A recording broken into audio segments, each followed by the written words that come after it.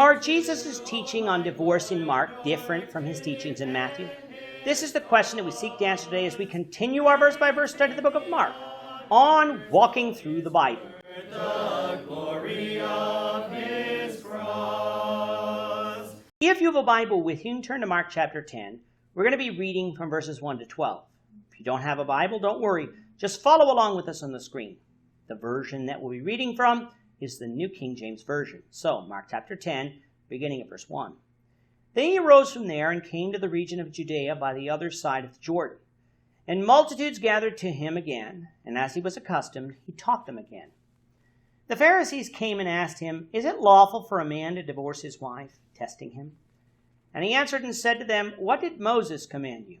They said, "Moses permitted a man to write a certificate of divorce and to dismiss her."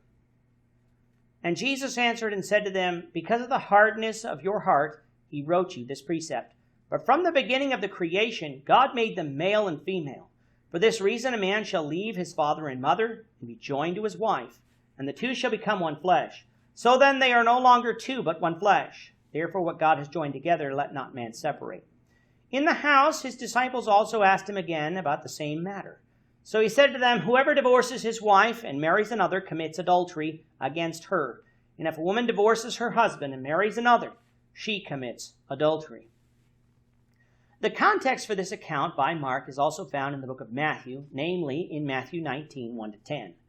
What we find here is that Jesus has now left Galilee and is in the region of Judea by the other side of the Jordan. Other versions would say that he came to the coasts of Judea, or the borders of Judea, which is beyond the Jordan, which is to say that he was in Perea on the east side of the Jordan River. We are now very much in the last stages of Jesus' ministry before he goes up to Jerusalem to be crucified. When he arrived in Perea, as was his custom, when the multitudes arrived, he taught them. Among those who came were the Pharisees, who asked him a question.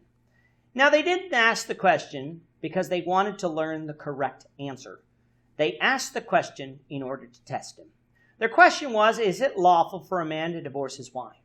Matthew would add, for every cause. While this might not sound like much of a testing question to us, it was to Jesus, for even though divorce was regulated under the law of Moses in Deuteronomy 24, there was disagreement among the Jews as to some of the applications of that regulation. In one camp, you had those who followed the thinking of Hillel, a religious leader who had lived not too long before that time. Hillel had reasoned that one could divorce their spouse for any cause they wanted to, and that would be sanctioned by God. In the other camp, you had those who followed another religious leader of that time period, Shammai, who maintained that divorce was only permitted under the law of Moses in cases of adultery. In asking this question, the Pharisees were trying to trap Jesus into agreeing with one Jewish leader and disagreeing with another. Jesus, though, being God, knew that their question was a trap, and so instead of offering his opinion as to who was right, he simply referred them to Scripture, the sole arbiter between right and wrong. He asked, "What did Moses command you?" They said that Moses permitted a man to write a certificate of divorce and to dismiss her. I would like you to note their words here. They recognized that the law of Moses permitted divorce, but it did not command divorce.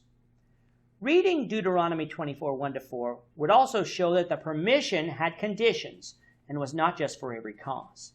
Jesus accepts their answer as accurate, but then says that Moses had those regulations because of the hardness of their hearts. What this means is that the children of Israel, because of their sinful hearts, were going to divorce anyway, whether God sanctioned it or not. So God regulated it so that it would not be done on a whim, and so that what would be an utter abomination to him would not be tolerated. However, Jesus said that divorce was never God's intention for marriage when he created it in Genesis 2. His intentions in the garden was for a man to leave father and mother and to become one with his wife, a relationship that would last until death parts them. Jesus tells the Pharisees, therefore, that what God joins together, man is not to seek to separate, meaning that they should not be looking for loopholes in God's law on marriage, for God doesn't desire that men and women divorce. This is a tough teaching for sure, and one that people struggle with today. Coming out of verses 10 to 12, I like us to note that the setting has changed. The teachings in verses 1 to 9 was said in public. The teachings in verses 10 to 12 is said in private. Why is this important? Because if you read Matthew 19:9 and Mark 10:11, you'll notice that something is missing. For those who don't have a Bible handy, I'm going to read Matthew 19:9 and ask you to spot the difference to what we read earlier. Matthew 19:9 says, "And I say to you, whoever divorces his wife except for sexual immorality and marries another commits adultery, and whoever marries her who is divorced commits adultery." From what we read earlier, Mark's account of Jesus' teachings omits the exception of adultery that Matthew includes. Is there a difference in teaching?